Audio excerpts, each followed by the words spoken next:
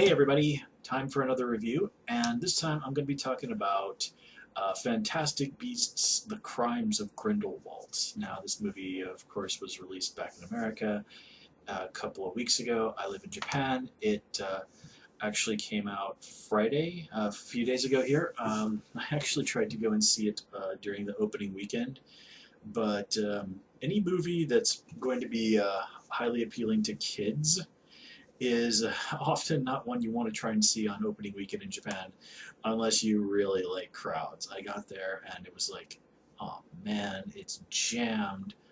The next one that's showing subtitled, because of course, you know, kids, they don't want to read subtitles, so they dub it into Japanese, of course, wasn't going to be showing for like 3 hours, and it's like, by the time I get through this line, the movie will probably have started. Admittedly, that was kind of a lot of it was due to me kind of dragging my feet on getting to the movie theater. Well, actually, no, that was more like I decided to stop and have lunch before going to the movie theater. But anyway, I decided to wait a few days, go on a weekday when it wasn't so crowded. That was a good move. I went to a showing at like 12:55. Basically, there was just like a handful of people. Anyway, so as I said, I got to watch this movie here in Japan, and that did kind of have a few nice little extra moments, just sort of resonated. And it's interesting to sort of sometimes observe the way things are translated into the Japanese subtitles. Now, my Japanese is far, far from perfect, but I can get at least parts of what it is they're saying in the subtitles. But anyway, what I'm going to do is what I usually do with my movie reviews is I'm going to talk about the movie in general, and then I'm going to give a little time to anybody who steps away, and then talk about spoilers. Although, why in the name of God you're watching this if you haven't actually already seen the movie is really beyond me. Joining me in this lovely review will be a bottle of Belgian cherry beer that I picked up. Discovered a fondness for this particular beverage recently, so I'll be taking a sip from time to time. So if you're wondering what it is, that's what it is. So all in all, this movie has actually been catching a lot of flack online, and for some of it is for reasons that I understand, and others for things that I don't agree with. By and large, when I walked out of the theater, I was actually pretty pleased. I thought the movie was good. It's definitely quite a bit darker than I was expecting. It was definitely one of the darkest stories in the Harry Potter universe. And, well, if you think about some things, yeah, this story has gone Harry Potter universe has gone some pretty dark places. Cursed Child was not exactly a happy, fun little romp. And I have read Cursed Child.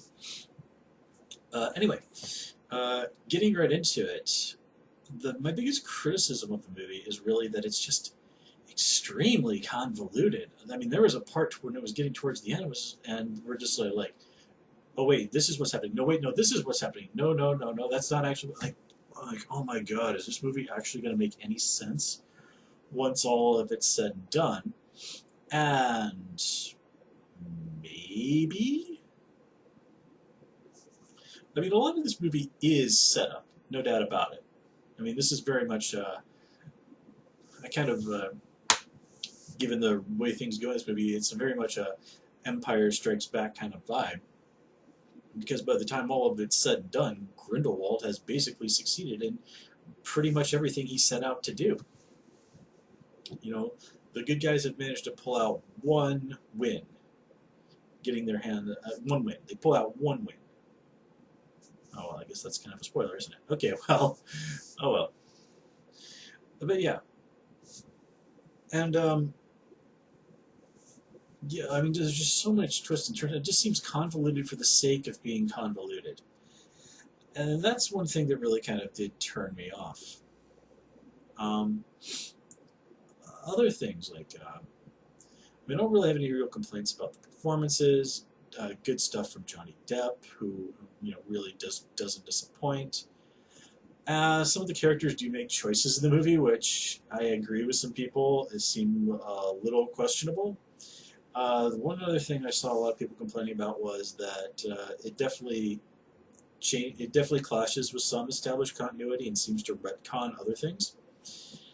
I don't really have a problem with too much, a lot of that stuff. I mean, yes, there are definitely things where it's sort of like, wait a minute, we thought this wasn't the case, or oh, this person is apparently older than they seemed.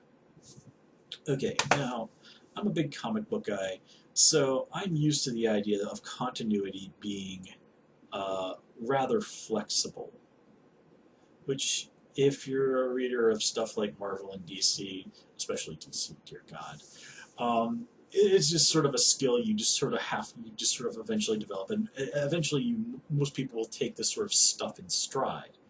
And I say this as somebody who by and large loves continuity. I love like when there are hidden references to stuff in the greater universe of these stories, or when people like, oh hey, remember that time, and sort of like, oh yeah, I remember that story from years ago.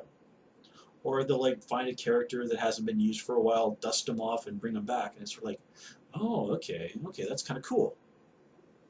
Stuff like that. So, some people are very upset about this. Now, I'm one of those people, and someone online I saw pointed this quite nicely. If there's anybody who has the right to change Harry Potter continuity, it's J.K. Rowling. Now, there are people out there who are very avowed fans of this idea of the death of the author. And I've never liked this idea. I mean, even back when I was in high school, and we were talking about this in like English class, before I had any real skill as a critic or a reviewer, debatable with whether or not I still have any, but c'est la vie. I remember hearing about this in class one day, and I'm thinking like, well, this is dumb. The person that wrote the book or whatever says this is the case, this is what it is, then that's what it is. Anything else is just people seeing what they want to see. I mean, one of the more famous examples being people saying that Fahrenheit 451 is a book about censorship. Ray Bradbury said that when he wrote the book, he was actually did it as a critique on the idea at the time that television might replace books. Well, obviously that didn't happen, but that was a genuine concern some people had at the time the story was written. Now, you can certainly look at Fahrenheit 451 and see things there that do seem to be a commentary on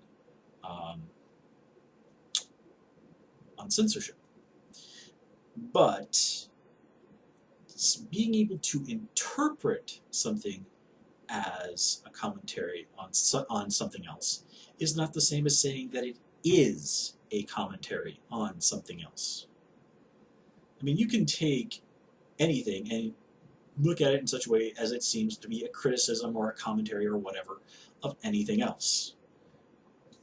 And like Harry Potter has been used as an allegory for like Christianity and for homosexuality and for anything under the sun. People have said like, oh well, Harry Potter is really about this, or it's trying to what it's really about is saying this. And no, J.K. Rowling has been quite clear as to what Harry Potter is really all about, which is more or less, hey, racism is stupid. Now, of course, she's also included other messages in the story of Harry Potter. I mean, the whole Dumbledore is gay thing is pretty well up there too. But yeah, so yeah, I'm kind of fine. I'm pretty much fine with that particular aspect of the story. But anyway, by and large, like I said, the convoluted plot is definitely my biggest criticism. There's definitely some stuff that happens with some of the characters that I kind of understand where they were going with it, but I understand why other people are not 100% on board with it either. Newt is still a very enjoyable character. They've, I think, learned some lessons from the previous movies. There's other stuff there that it's sort of, but by and large, I liked this movie. They did some interesting stuff. Oh yeah, and there's definitely some like, wait a minute, how in the world is this not properly explained? Lessons were definitely learned from the last movie, and this feels like a much more okay. We've got a genuine game plan with a major, more thought out storyline here that we're going to try and work for. That said, it does feel like things are a little bit muddled, and I'm just repeating myself. So yeah, but on the positive side, A lot of the good things, like the creatures, are still fun, but they've been toned down a little bit, so it's more of a story, but like it's more of a character story rather than, hey, let's look at these cool animals.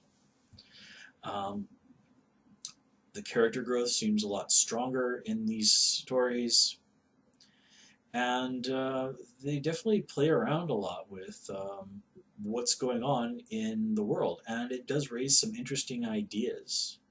And it does in a lot of ways, I think, and this is again me interpreting, definitely makes you think about the past, or at least it made me think about the past, and the old thing about people who don't learn from history are condemned to repeat it.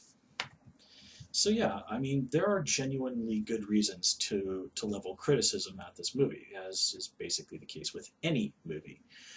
But changing the continuity and the stuff like that just doesn't really strike me as being criticism that's very carries a lot of weight, at least not in my book. So yeah, this movie is definitely not going to be everybody's cup of tea. There's no doubt about it. But given what we're get here, I liked it. I really want to see what's going to happen with the next movie. I kind of feel like this is a more solid area for stories to play around with than even the first movie, where it sort of seemed like, oh, well, hey, let's make a Harry Potter movie. How are we going to do that? Well, okay, there was this character that was mentioned a couple of times. Let's take it, and it turns out he was like this really super important guy, and we never really knew how important he was. Okay, so I'm going to leave things there in terms of generally being spoiler free. So if you're sticking around, spoiler time. So I'll give you a 5 count to turn away if for whatever reason you're watching this without having actually seen the movie. Okay, so I guess the whole thing is that one of the things that's really going to get people up is one, Credence somehow turning out to be alive, even though exactly how he pulled that off after the end of the last movie is not so clear. I kind of found myself, once the movie started rolling, it's like, oh, that guy's still alive? Wait a minute, what happened at the end? Am I forgetting something from the last movie?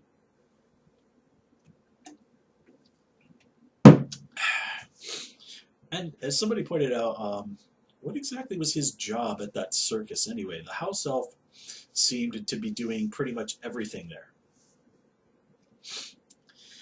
And speaking of which, wait, half elf? What is the other half?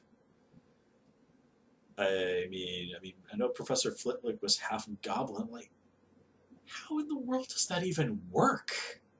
I mean, it's not stuff I really want to dwell on here, but yeah. Oh man, there's some people out there who lead very interesting lives. Let's just leave it at that. Okay.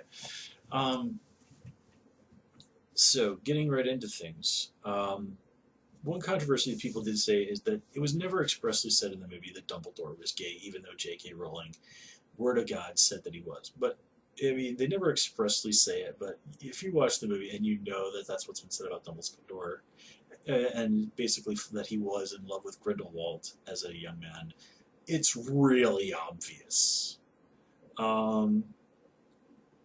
That said, just blatantly having gay people in love with other people is still a very touchy subject in American cinema. So it's not the most progressive attitude to take, but I understand why the movie makers decided not to risk all that sweet, sweet cash. Again, I don't particularly approve of that, but I understand the decision. It's kind of like when you edit things to get it into the Chinese market. Yeah, sure, artistic integrity, freedom, and all that. But sweet, sweet moolah. We all gotta make a living, right? Anyway. One thing, of course, that's really upsetting a lot of people is Queenie defecting over to Grindelwald's side. I actually kind of liked that storyline. It felt very comic booky. But it does show you that, people like Grindelwald can sway generally good people to their side. And it was also pointed out quite clearly that, Queenie, for all her good intentions, was doing something kind of messed up by putting a magical whammy on her fiance. And Jacob had a good reason for not wanting to marry her, and it wasn't that he didn't love her. It's not that he didn't want to be together with her. It's that it was illegal, and that she would have been, basically thrown in jail if they had gotten married. Um, so this is really just a case of just two people who are adults who just really needed to sit down and express themselves clearly, but they couldn't, and it led to tragedy. And people like Grindelwald and people in the real world will exploit that in good people. People who have grievances against the system, legitimate grievances. People who are, feel that they are being denied their proper place in society. People who just think that, I want more and therefore I should have more just because I want it.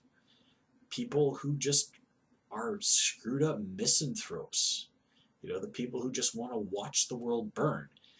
And people like Grindelwald and guys like him in the real world are very skilled at getting that coalition of all kinds of people rolling on their train.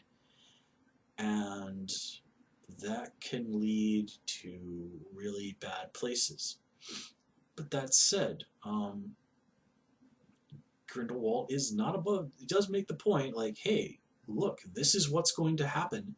This is what the Muggles are going to do to the world. And remember, Paris, well, got invaded by the Nazis.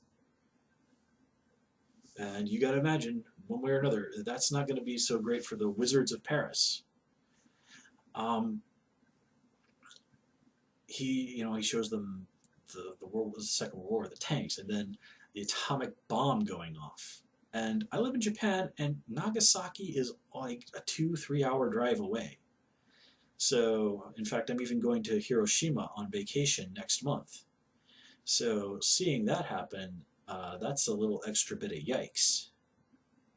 Of course, then Grindelwald tried to use some magic that would have basically destroyed most of Paris anyway. So, he's a big, fat hypocrite. But the whole thing of it is, people like this play on dissatisfaction with things, and they'll basically come along and they say, okay, I can do this for you. I'm the person that can make things right. I'm the one that can give you what it is that you feel you have been rightfully, unfairly denied. All you got to do is follow me. And I'm not doing this because I hate other people. I'm not doing this because I want to hurt other people. I'm doing this because this is what's just. This is what's right.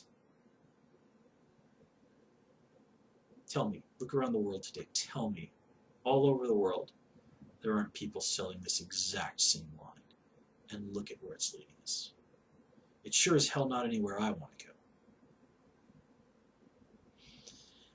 But I think the important thing here is, and this is, I think, one reason why people have really latched onto Newt as a protagonist. And Dumbledore points out one of these things nicely, is that Newt doesn't seek power. Newt just wants to figure out what's right and then do it. He doesn't care about power. He doesn't care about popularity. Newt's not the kind of guy who's going to out there cruising for likes on his Facebook page. By the way, is it just me, or does anybody else think that, like, Matt Smith would totally be Newt's favorite doctor? Just random thought. But the thing about Newt is that his real skill is that he tries to see what's good in everyone and everything. He looks at the Fantastic Beasts, where people often see monsters. And he connects with them through kindness and gentleness and respect. And that's how he treats other people. He treats other people the way they would want to be treated. He, I mean, he's not the most socially adept guy, but he tries his best to be a good person and to treat other people well, the way everyone would want to be treated. And that brings out the best in a lot of the people around him. He has the clashes with his brother, and yet he and his brother are still very, very, love each other very much. Even as this really socially awkward kid back at Hogwarts, he was one of the few people who really reached out to Rita and showed that he cared about her for her. Jacob was a guy who just sort of felt like, man, nothing in my life matters. I'm nobody. But the time he spent with Newt and all the craziness led him to the woman that he loved, and led him to make, someone who was probably probably the best friend he ever had. And Newt wasn't really trying to do any of this.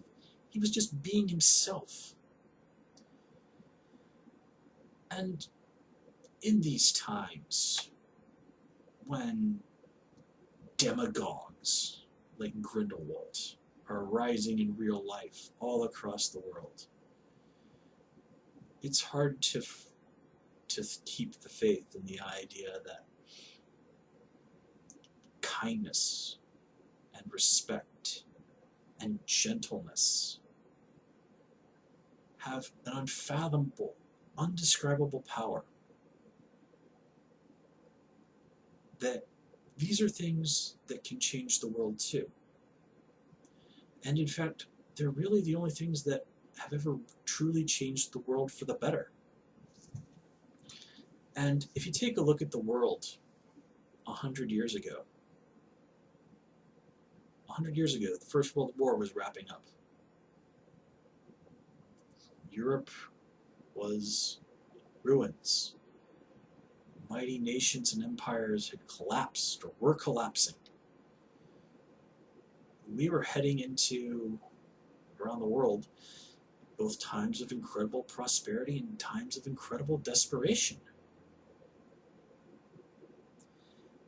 And yeah, no doubt about it, there was definitely bad stuff down the road. But bad stuff down the road is inevitable. We also came to realize that there were things in this world that problems we had to deal with by banding together. I mean, the League of Nations, the precursor to the UN, was formed after the First World War.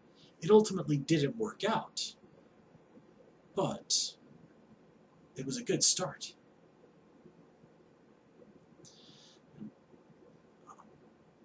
The early 20th century is like where, women getting the vote started. I mean, New Zealand, more than 100 years ago, was the first nation to give women the vote.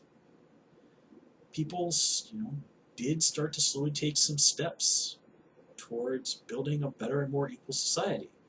Now, again, this was really not going to come to serious fruition for about another 40 years. 50 years, really. And boy, oh boy, in America, do we still have a long way to go. But choose, today or 100 years ago, where would you rather live? And I don't just mean in terms of technology and gadgets and such. I mean, what kind of ethos and ethics would you really have dominating the world? The ideas of 100 years ago or the ideas of today? Now, the ideas of today have plenty of problems, but I'll take modern ideas anyway. And you know what? I think I've definitely gone pretty off track. Getting back into things. One point about this movie that I really did like was actually the character of Lita.